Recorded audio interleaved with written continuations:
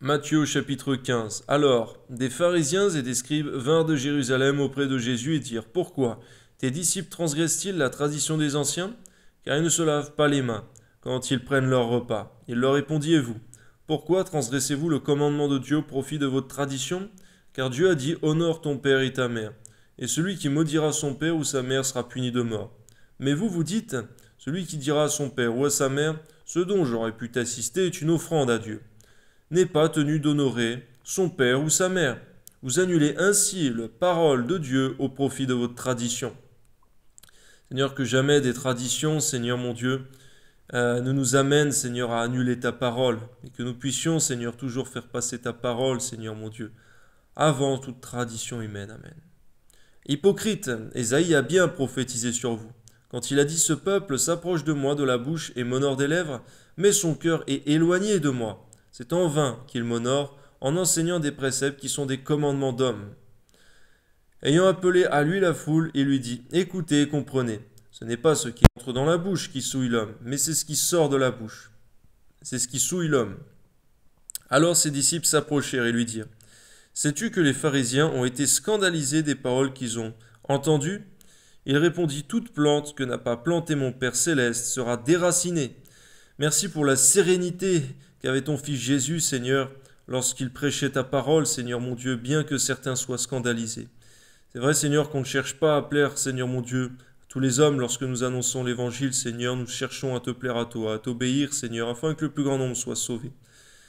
À toi soit la gloire, Père, Amen. Laissez-les, ce sont des aveugles qui conduisent des aveugles. Si un aveugle conduit un aveugle, ils tomberont tous deux dans une fosse. Pierre, prenant la parole, lui dit: Explique-nous cette parabole. Et Jésus dit: Vous aussi êtes-vous encore sans intelligence? Ne comprenez-vous pas que tout ce qui entre dans la bouche va dans le ventre, puis est jeté dans les lieux secrets? Mais ce qui sort de la bouche vient du cœur, et c'est ce qui souille l'homme.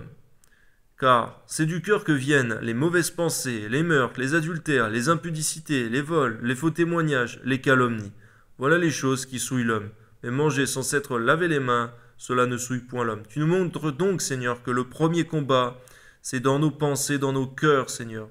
Lorsque l'ennemi commence à semer des choses, Seigneur, garde-nous, Seigneur, de garder ces semences, Seigneur mon Dieu. Dans le nom de Jésus, nous en débarrasser promptement, mais surtout de remplir nos cœurs de ta parole, Seigneur mon Dieu. Oui, c'est de l'abondance du cœur que la bouche parle. À toi soit la gloire, Seigneur. Amen.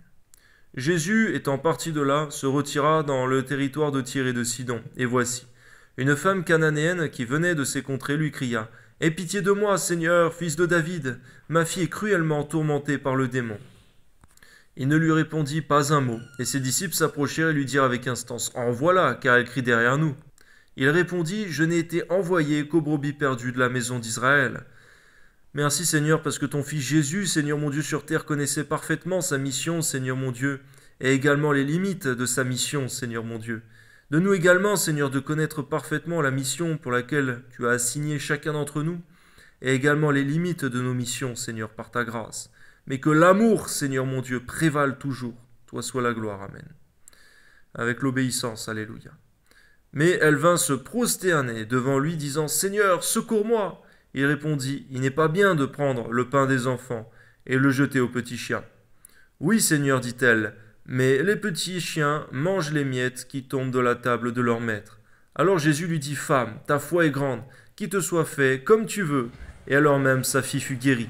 D'ailleurs, tu nous montres par là, Seigneur, que ce sont vraiment les violents qui s'emparent du royaume des cieux, comme est écrit dans ta parole, car cette femme n'était pas destinée au salut, ni à même entendre l'évangile, Seigneur mon Dieu, car à cette époque, c'était seulement aux Juifs qu'il fallait annoncer l'évangile.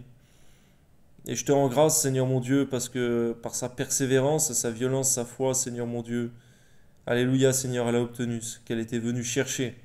Que ton nom soit béni, Seigneur mon Dieu, à toi seul soit la gloire. Permets-nous encore aujourd'hui, par ta grâce, alors que l'évangile a été annoncé, non plus seulement aux Juifs, mais à toutes les nations, de persévérer dans la foi, Seigneur, afin d'obtenir ce qui est promis. Amen. Jésus quitta ces lieux et vint près de la mer de Galilée. Étant monté sur la montagne, il s'assit. Alors s'approcha de lui une grande foule, ayant avec elle des boiteux, des aveugles, des muets, des estropiés, beaucoup d'autres malades. On les mit à ses pieds et il les guérit, en sorte que la foule était dans l'admiration de voir que les muets parlaient, que les estropiés étaient guéris, que les boiteux marchaient, que les aveugles voyaient, et elles glorifiaient le Dieu d'Israël. Amen. Jésus, ayant appelé ses disciples, dit, « Je suis ému de compassion pour cette foule, car voilà 3 jours qu'ils sont près de moi et n'ont rien à manger. Je ne veux pas les renvoyer à jeun, de peur que les forces ne leur manquent en chemin. » Les disciples lui dirent, « Comment nous procurer dans ce lieu désert assez de pain pour rassasier une si grande foule ?» Jésus leur demanda, « Combien avez-vous de pain ?»« 7, répondirent-ils, et quelques petits poissons. Alors il fit asseoir la foule par terre, prit les 7 pains et les poissons, et après avoir rendu grâce, il les rompit et les donna à ses disciples, qui les distribuèrent à la foule. Tous mangèrent et furent rassasiés, gloire à Dieu. Et l'on emporta 7 corbeilles pleines de morceaux qui restaient. Ceux qui avaient mangé étaient 4000 hommes, sans les femmes et les enfants. Ensuite il renvoya la foule, monta dans la barque et se rendit dans la contrée de Magadan. Amen. Gloire à Dieu.